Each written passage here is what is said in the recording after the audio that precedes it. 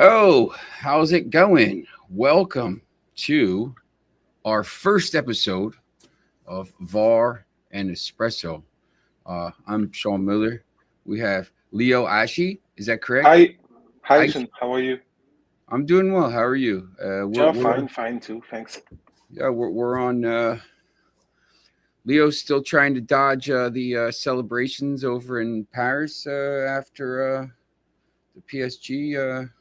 No, it's now over. We need to focus on the Club World Cup now. Yeah, and PSG will play tomorrow. We'll get into that tonight. Yeah, It's amazing when the season is going. This thing seems like it's really far away, and even 1 month ago, there's so much stuff to play for, and this Club World Cup seems like it's so far out. And tonight at 8 p.m. my time, which will be stupid o'clock, I think 2 a.m. your time. yeah, two or three. I don't remember that. Inter will play Al against Hali. Al Ali Yeah, in front of about 12 people.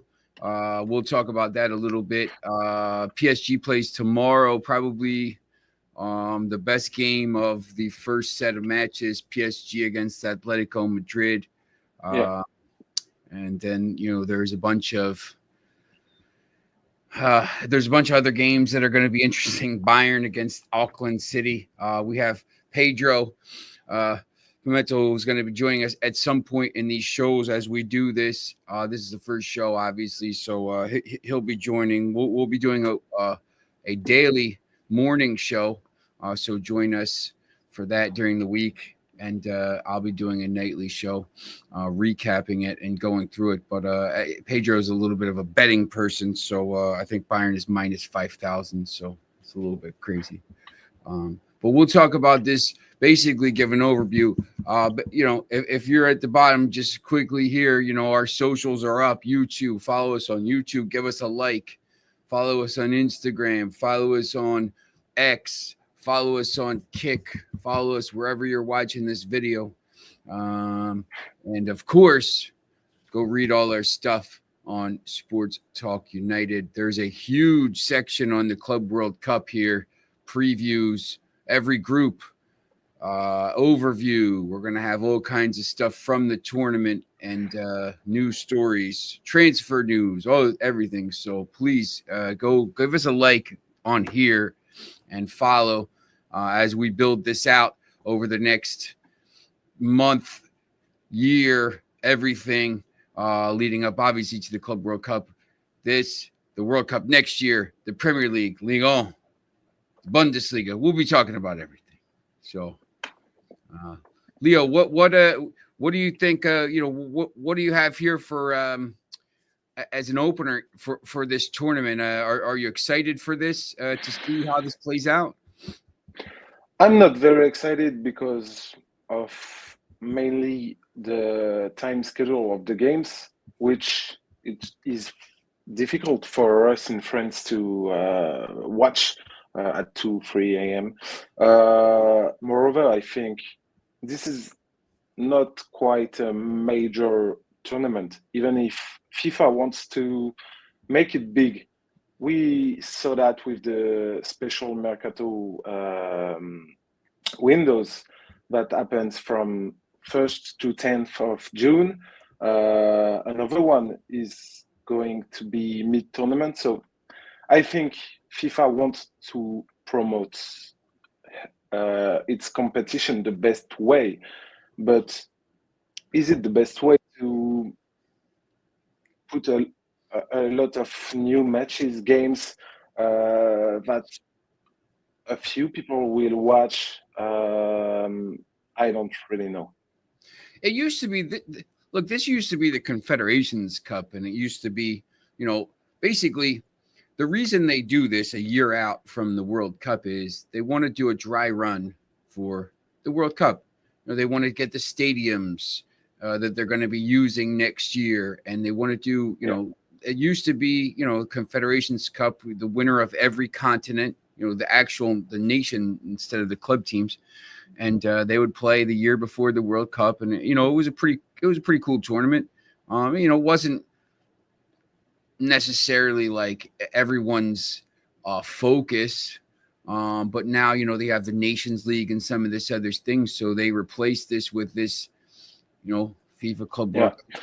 And I don't know if you remember for the 2022 World Cup in Qatar, the previous year there was the Asian Cup organized to just see if the stadiums were okay, how the supporters could go, all the infrastructures around. It was a kind of test, but I have no doubt that United States knows how to organize a major event.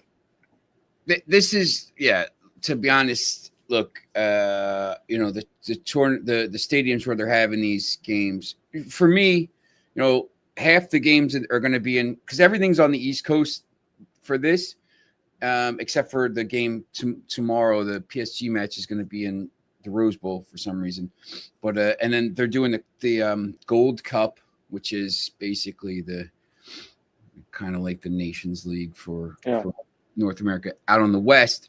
So basically at the same time, it starts a little bit later, but look, the MetLife, the where Mercedes-Benz, these places all host, NFL games and major, when Brazil comes and Argentina, they play at MetLife. You're used to hosting this stuff, so I think it's not going to be that big of a deal, like you said. And just quickly before we get into the actual tournament, I know there's a lot of noise around the tickets. They had the ticket prices is pretty high, and people weren't buying them because tomorrow, why am I going to pay crazy money or this week to see Ulsan play Mamelodi Sundowns? But everyone wants to see Real Madrid. Everyone wants to see.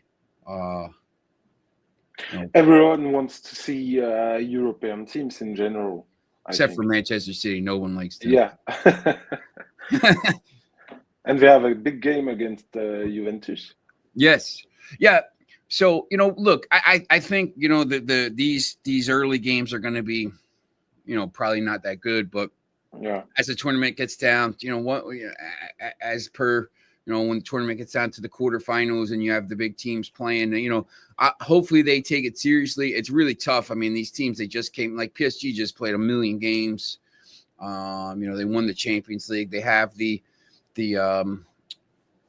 Super Cup in August in 2 months. So if they get to the final, they're going to have about 10 days off before they have to get back in the season. So I'd like to see how some of these teams play it. I think, early on they're going to play some of their backups and whatever. But, as we go on, there's a lot of money at stake. So I think people are going to want to, as they go, want to try to do well because, with PSR, especially in England now, the English, Chelsea's going to want to, do well because they're struggling with PSR in Europe.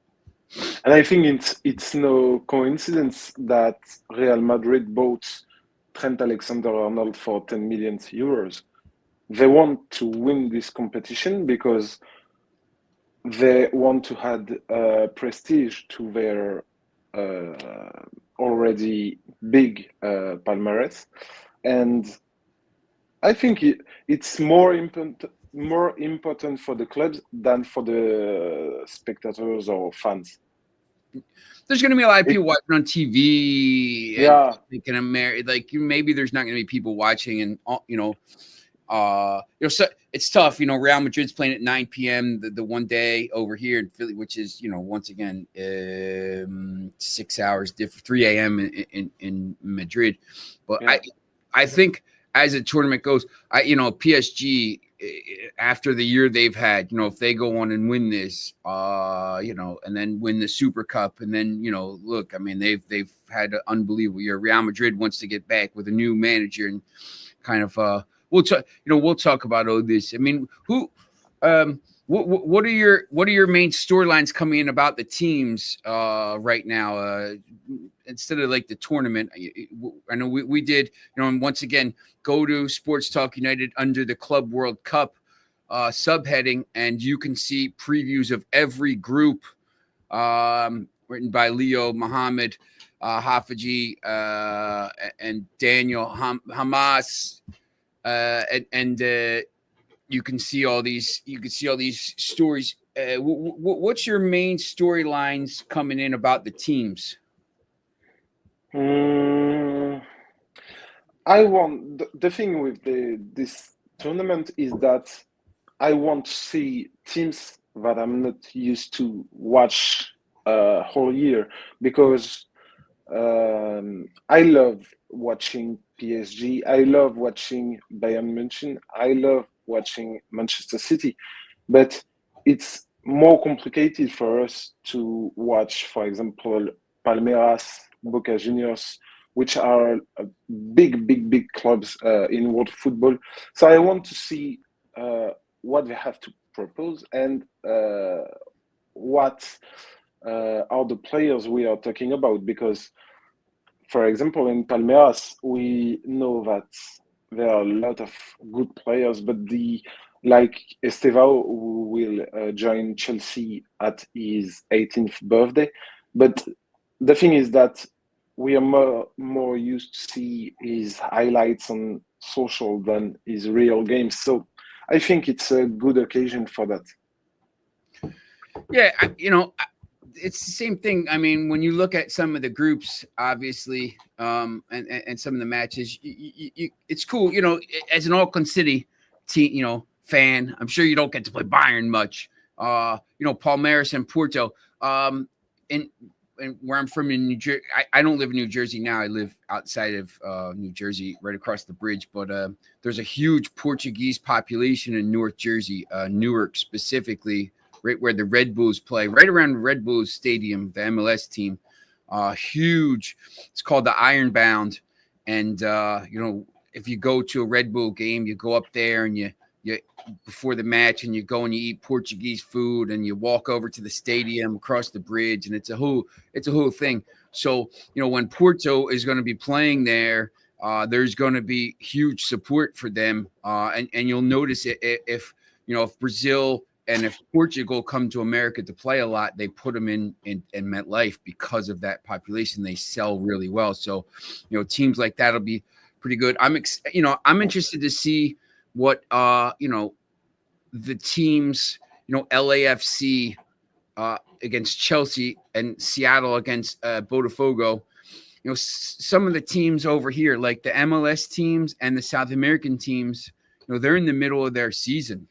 So yeah. The European teams are, their season is over, but they're better.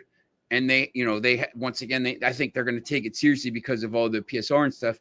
But maybe their players aren't as invested in it as some of these other teams and some of these South American teams, which are, class teams.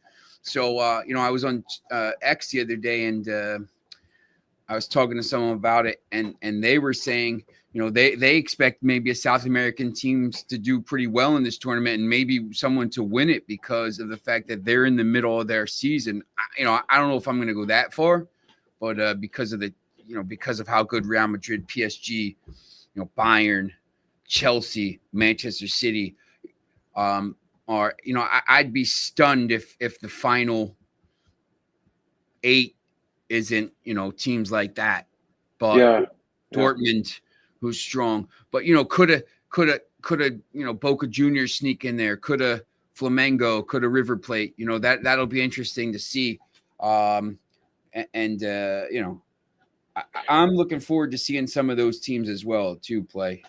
It's easier for me because I think I've talked about this a couple times on the show. If you're in America now, basically, if you can't find a soccer, I call it football, but I'm in America, so I will say soccer.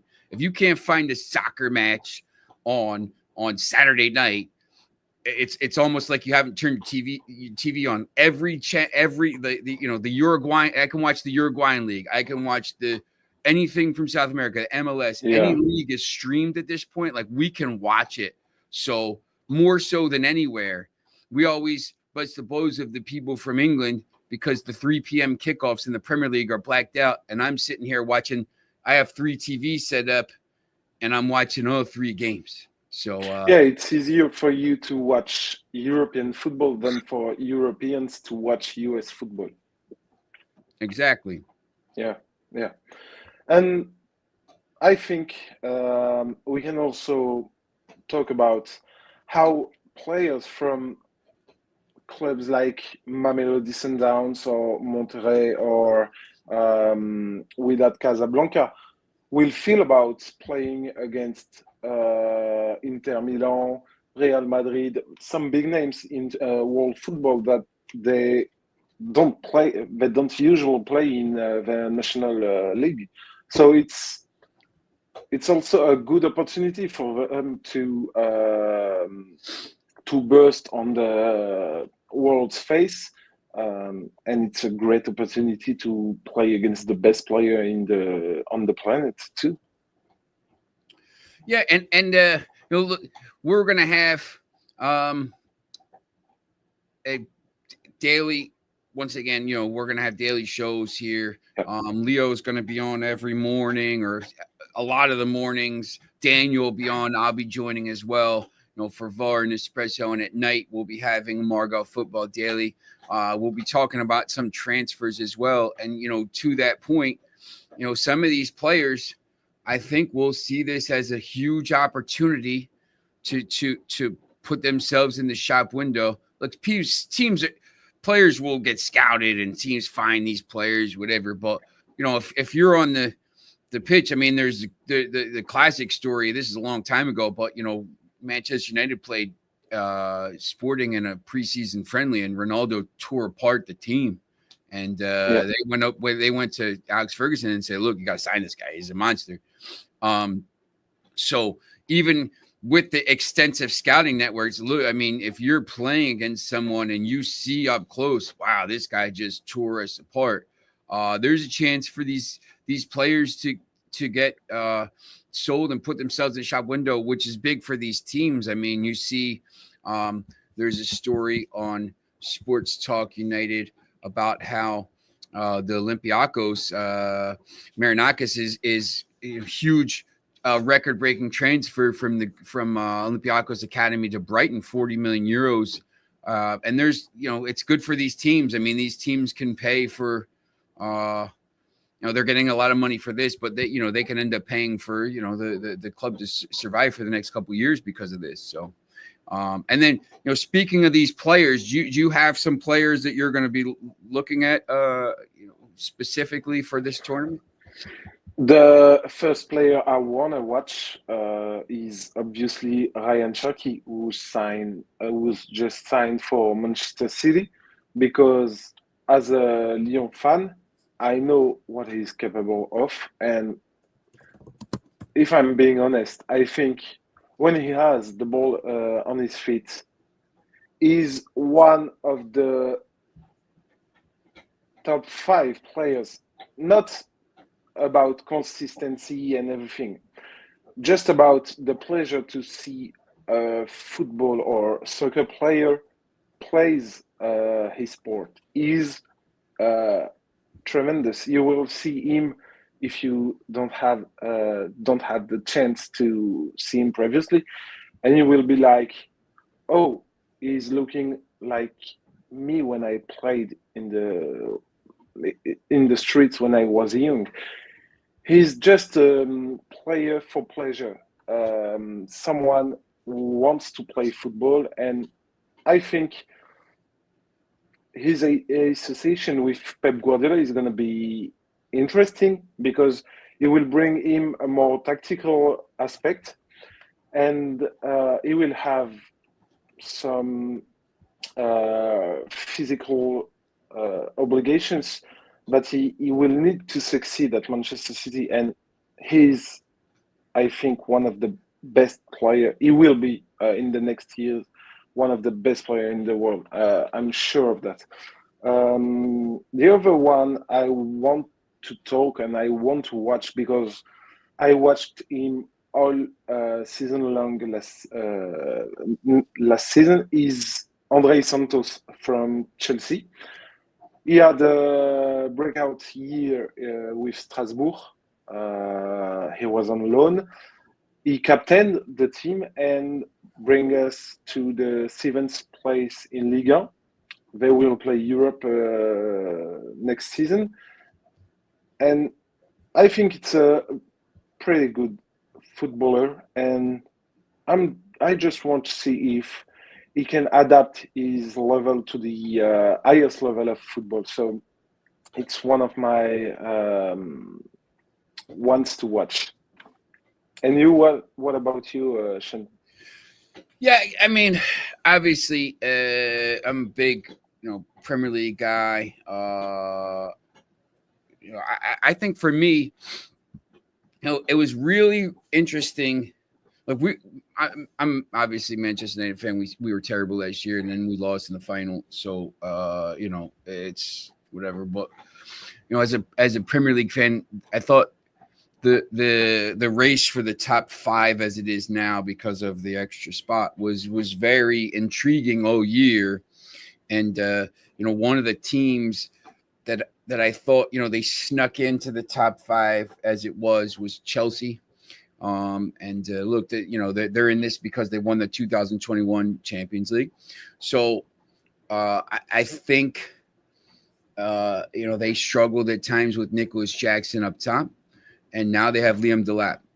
Now, is this guy going to be transformational 9 that takes them? Is he going to score 20 goals and have this team, closer to the top? I kind of missed on Liverpool last year. I thought they were going to struggle a little bit, and they didn't. But I think the rest of the league struggled. Like obviously, Man City's bad. The rest of the league is bad. I think Chelsea's going to be a lot closer to the top. I think Chelsea's a dangerous team in this tournament. Obviously they have a ton of talent. They have a huge roster, squad. They have a huge, a lot of players and that can rotate. And I think that's important in this tournament. Obviously after a long season and, just to see what he's going to do. Are they going to throw him in right away? Are they going to kind of let him bed in a little bit? I think that's going to be really, really intriguing to watch. The second one would be, I'm looking at Real Madrid because I think they're obviously Real Madrid is going to take this tournament seriously after they said maybe they weren't going to go. I think now after the season they just had, didn't win anything. Now I think you have to take this tournament seriously and really, Real Madrid probably has to go and win this. Xabi Alonso, if he could go out and win this right away and win a trophy and then, go into next season on a high, I think that would be pretty interesting. So, Trent Alexander-Arnold and Dean Houston, who just played for Spain. This kid just came out of nowhere and just became a huge name with Bournemouth, and now he's going to probably slide right into the Real Madrid back line. To see both of these two in a defense that struggled at times last year because they had so many injuries. When you have Fede Valverde playing right back and playing right, all these guys trying to play different positions, and you're trying to just get through the season with that. I think it was tough for them. So to have actually 2 defenders in there that could be tough and could help them. Obviously, Trent is going to be more of an attacking player for them. And then, really, other than that, you look at some of the teams over here. I'm just, this is more kind of a squad thing than a player. I'm interested to see how the North American teams do in this tournament. The couple there's 3. We can notably talk about Obed Vargas from the Sounders, Yes. which is all-rounded midfielder. Um, Graduate from the academy. He has a good reputation, and I want to see more of him. There is also Benjamin Kremashi. I'm sorry for him, from Inter Miami.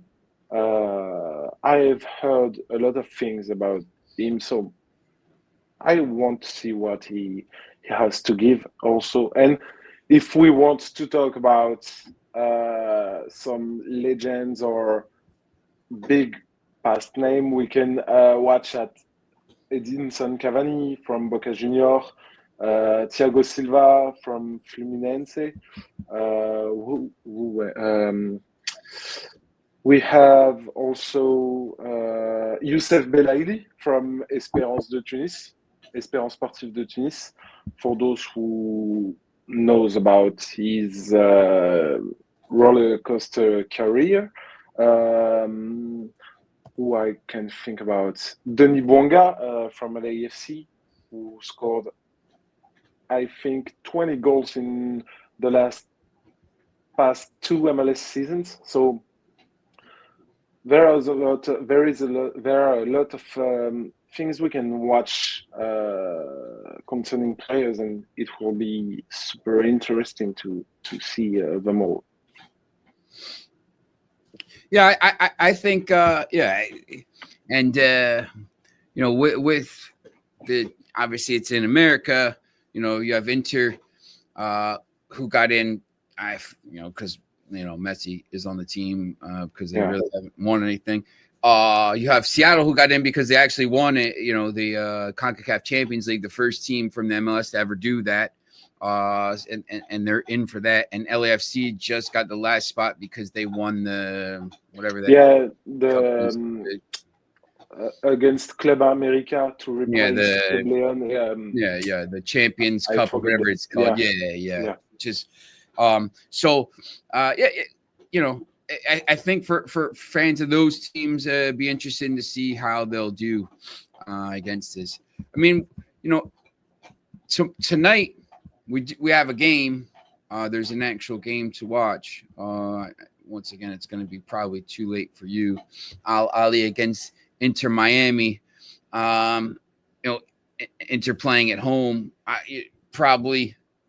I think everyone just thinks Inter Miami is going to roll to the air. What's up, Chad? How's it going? Chad Bridges, coach of the number one team in the country, Pennington. Hi, Chad. And look who we have. We have Pedro. How's it? Hey, Pedro joining us from the beach. How's it going, Pedro?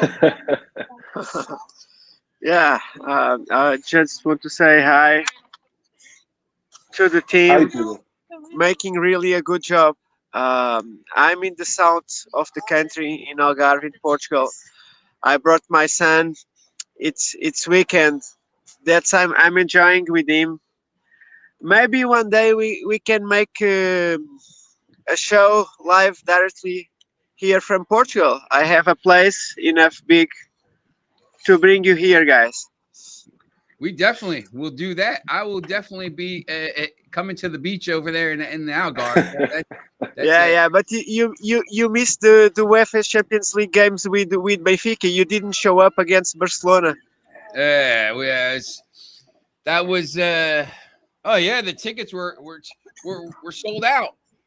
Plus that guy kind of backed out. We won't talk about that, but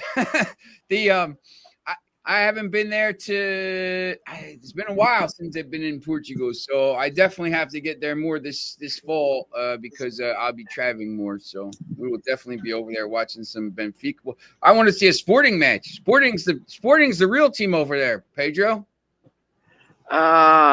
Yeah, definitely. The Sporting have really wild crowds. They love the club. They are rooting all the time. Yeah, they are really big fans. And that Sporting past 20 years without win the championship. before Coach Amorim era, Sporting was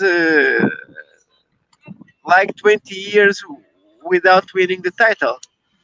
So for the Sporting fans, now they win the title two in a row. Something that happens like in 50 years. It's really special. Yeah.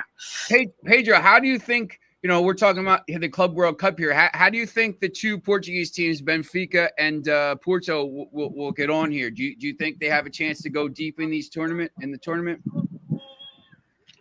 Um, yeah, it's a difficult question. I was checking the groups, and Porto will play with the Palmeiras. It's a very good team. Yeah, Very organized, and Porto is needs to make changes in the roster, in the structure, because the president of the club, the guy who was president of the club for more than 40 years, that passed away, and the new structure will need to make these things happen. I don't know if Porto had a chance for Benfica. For Benfica, it depends. If Benfica wins the first game against Boca Juniors, I think they have really a chance to pass this round. Let's see. It's a new tournament. Uh, let's see how the things will happen. I have good sensations about Benfica, more than Porto, to be honest. Is the guy in the background still celebrating the Nations League title? Is that Yeah, what's... yeah, yeah, yeah, yeah. It's the guy who is selling stuff. I'm sorry. Oh no, I thought maybe he was celebrating the Nations League championship for Portugal.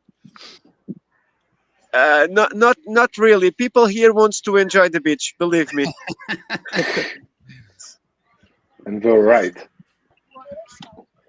Yeah, And you were talking about Porto, and by the way, I think Palmeiras are the big favorite in this Group A instead of Porto, because they will also face Al Ahly and Inter Miami.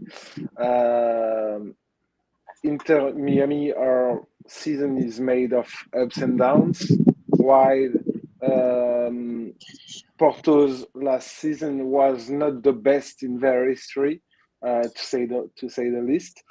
Palmeiras has are stuck with talented players, and I don't really know about Halali, but it's one of the biggest clubs in Africa. They've just won their 45th championship, and they've won numbers of CAF Champions League too. So it will be. It's not maybe the most shining group of the competition, but it will be one of the most disputed, I think.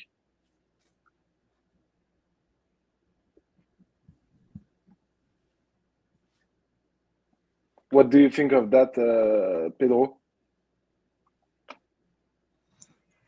Um, when Let me tell you one thing. I'm a guy focused on NBA. That's people knows me by my NBA plays. Okay. I study line functionalities, covers, trends, the rosters, everything, and of course I follow the European soccer, uh, especially in my country, Portugal, the first league and the second league. Uh, and for a new tournament with a model that you don't know, but surprises will show up. Yeah, As I you think said, too. yeah, there's good teams from other continents that for them it's more prestigious, and they will play, uh, how to say to you, they will play with more motivation than the European teams. This is my opinion, because it's what I was saying to you. Let me see the first round, okay, Yeah, to see how things figure out. But of course, I agree. I agree with your analysis. Of course. Yeah, we were talking about this earlier. I think it's going to be. I'd be very interested to see if the European teams need it for PSR and stuff like this, but and they're just a lot of them are just better, but how seriously they take it. I think Real Madrid will take it seriously. Teams that had bad years, City. These teams will take it seriously because they've had a bad year and need to do that. But some of these other teams, you just don't know. But I agree, Pedro and Leo. But we have to say that, for example, for the Spanish teams, if they go to the final, which is on July 14th, I think, they will start the La Liga Championship just 1 month later. So I think it will be a big question of how can we compete in the Club World Cup, then go to La Liga, then Champions League in September, and it's a endless story. So it's there are a lot of big stakes.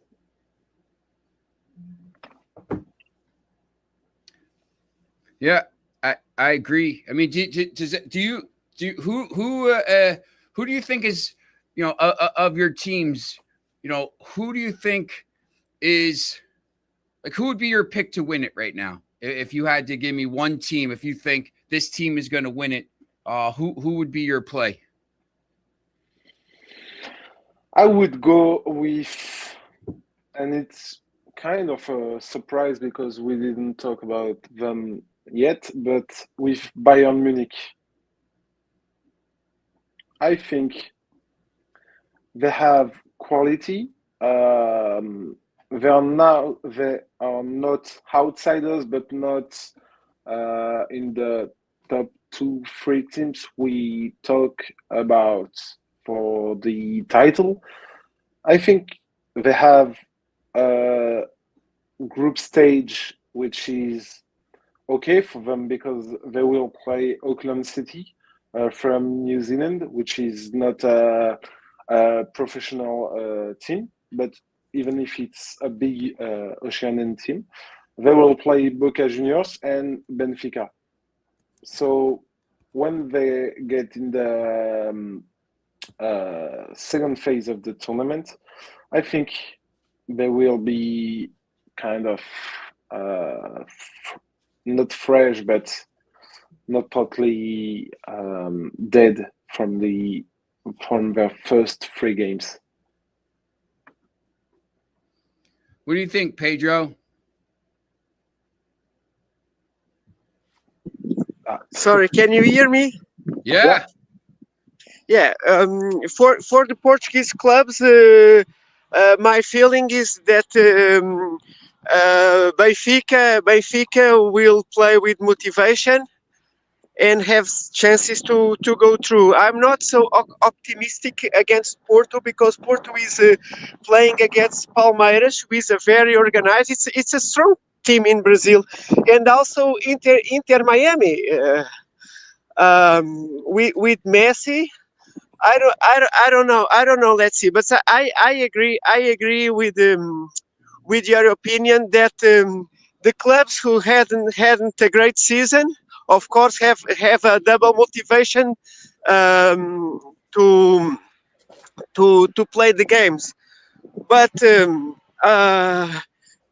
tell me one thing, Sean. If we consider the odds and the bets, do you think the odds are right? Do you see potential to bet the games? Or you prefer to wait to the next round to see how the things go on? Yeah, I talked about that a little bit. I just think this first round is going to be. I mean, you look at some of the matches. I mean, it's once again, but Bayern is minus 5,000. There's some interesting matches. Like once again, tomorrow PSG plays Atletico Madrid. Yeah. I'm interested to see how PSG plays right now because I'm sure they're celebrating once again. This could be a monster year for them. It already is. Do they take it? Do they win this, or do they? Are they just gassed from the whole season? Especially the way they won the final. I mean, really should have been 8-0. So Real Madrid against Al Hilal. I think you look at the second set of matches, the same thing. For me, if I'm looking at these seriously, I think you probably it's a little bit like the World Cup or the Euros, where the first set of group stage games, there's going to be a lot of matches that are 3-0, 4-0. Some teams maybe are playing bad teams or not. I don't want to say bad, but just lesser teams, and they just do enough. 1-0, 2-0 is enough. They score a late goal, whatever, to make it 2-0. They know their other team's not going to score against them, so they don't have to put the energy in. But I think once it gets to a certain point, I don't even think it's probably going to be the quarterfinals. I mean, you even see this in the Champions League a lot of times. PSG playing Brest in that playoff, 10-0. Once it gets to a point where there's, tougher teams in, I think it's going to be a little bit easier to I don't want to say easier. There's going to be better, for someone like you, Paige, there's going to be better value, obviously. And these games are going to be tougher. And, I think teams will start to take it a little more seriously the further they go. It's like for you, the NBA, when they do that cup now, the NBA Cup, some teams take it seriously. Some teams just say, we're trying to play for the play for thing. And then once you get into it deeper, then you try to go for it.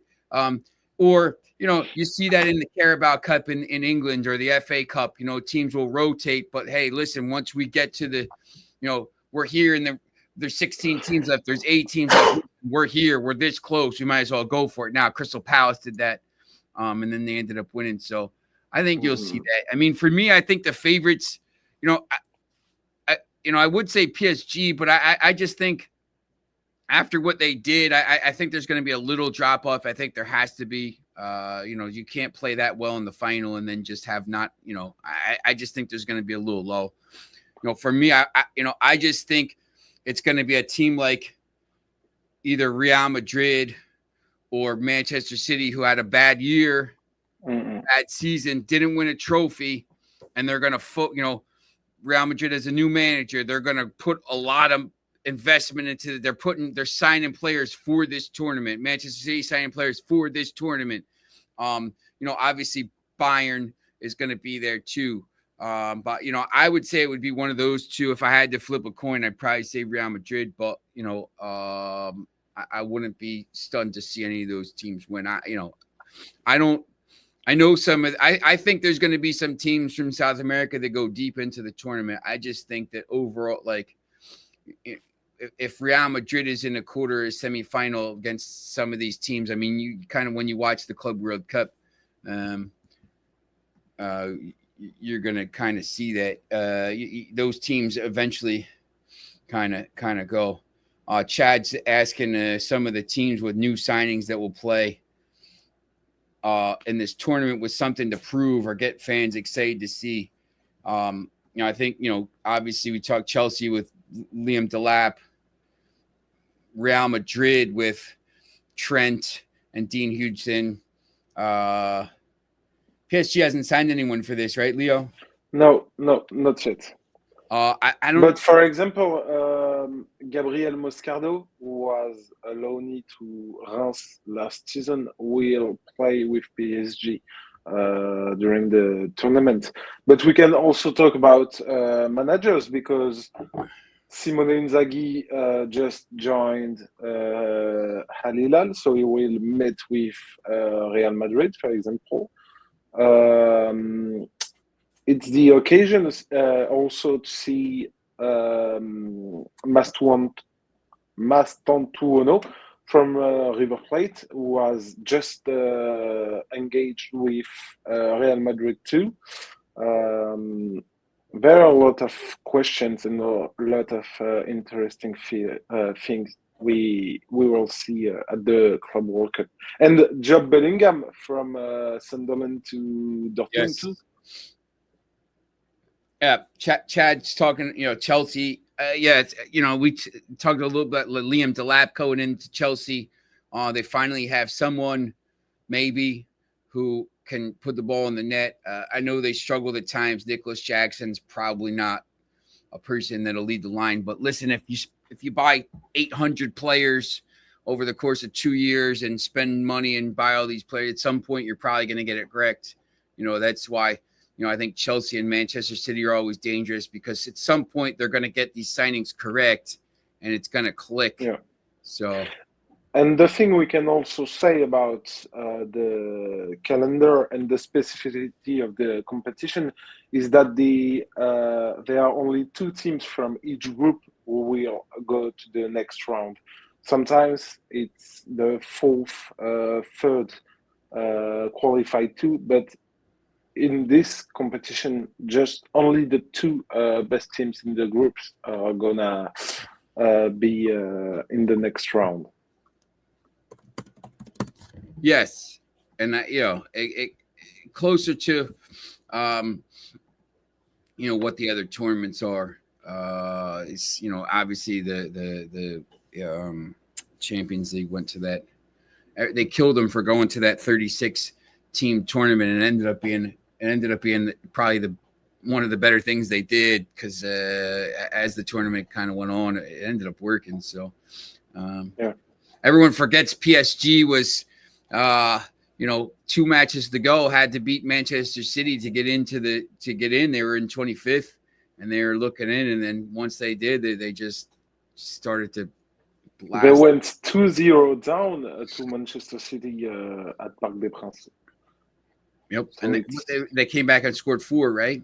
Yeah, they came from nowhere. That was basically that changed the whole thing. And thank God they knocked out the people from. Thank God they knocked out that team from England, or all three teams. They basically made it so my summer was at least half bearable by knocking out Liverpool, Arsenal, and Aston Villa. Yeah, and Ousmane Dembélé gave an interview to L'Équipe today, and he explained that when they beat Liverpool, they know that could go to win the Champions League. So I think it was really beating Liverpool was the key point in the Champions League path to the final. Yes, I mean the way it ended up breaking down, you'll see that. I think in this tournament maybe you're going to see something like that. You always get these, you don't always get the 2 best teams in the finals of these tournaments because of the way it breaks down. Sometimes you have better teams on this side of the bracket, and you see that with the World Cup. You used to see that with the Champions League. Back in 2018, Liverpool had like they basically walked to the, or 2019 or whatever it was. You get these paths where you just kind of walk to the final or whatever, and then the other team has to beat all really good squads on the way. Obviously, I think you could argue probably Inter wasn't the second best team in the tournament, but they beat who they beat to get there. So I think you're going to get something like that too. With the way these groups are set up and the bracket is set up. But we'll see over how the tournament goes. So yeah. Any final words from the beach there, Pedro, before we get out of here and go watch some games today? Yeah. Just to say to you guys that you make a very talented team with really good stuff to be brought to the show. I just want to say it's a pleasure to be with you guys. I'm going to make the homework. I finish my holidays tomorrow. I return to Lisbon, so I can be in shows in the office with my appointments, and that's it. And that's it. Let's make a great team with great stuff, And I say goodbye from the beach, and see you Pedro, soon, guys. Pedro, who's winning the NBA Thanks. Finals? Pedro, I'm sorry. who's going to win the NBA Finals? Uh, the OK, in my opinion, the OKC Thunder, but 6 games, game 7 games. no, game 6 will be epic. The game 6 will be the game of the century. Believe me. Okay. Game 6 in Indiana, it's a must see spot. All right. Okay. All because right. because the Pacers are giving really a great fight. In last night they only lose the game in the final couple of minutes. Yeah, that's right. Yeah. They Yeah. they were leading by halftime by 3 or 4 points. Yep. Okay, guys. All right. I'll see you later, Pedro. Yeah, of See course. you. See you, Pedro. Okay, it was a And pleasure, Leo. yeah, thanks. All right. There's Pedro from the beach. What a life he's got. Hey, have you ever been to the Algarve? I don't think I went to Lisbon a few years ago. No, I've been to It's Lisbon. a great city, but I don't. If, no, I don't remember. Any final words on this? And we just once again, look, follow us on all the socials, YouTube, Instagram. They're all at the bottom scrolling across. And just we're gonna be on. There's gonna be a group of us. All it's gonna be a team effort. Sports Talk United team effort. It's gonna be morning shows. So if you're in Europe, you're gonna have content. Midday, something like that on your lunch break. It's going to be early in the morning here in America, and then at night we'll be doing some recaps and stuff like that when people in Europe are asleep. So any kind of recap here for them. What anything else to watch for? No, I don't think. We can just say that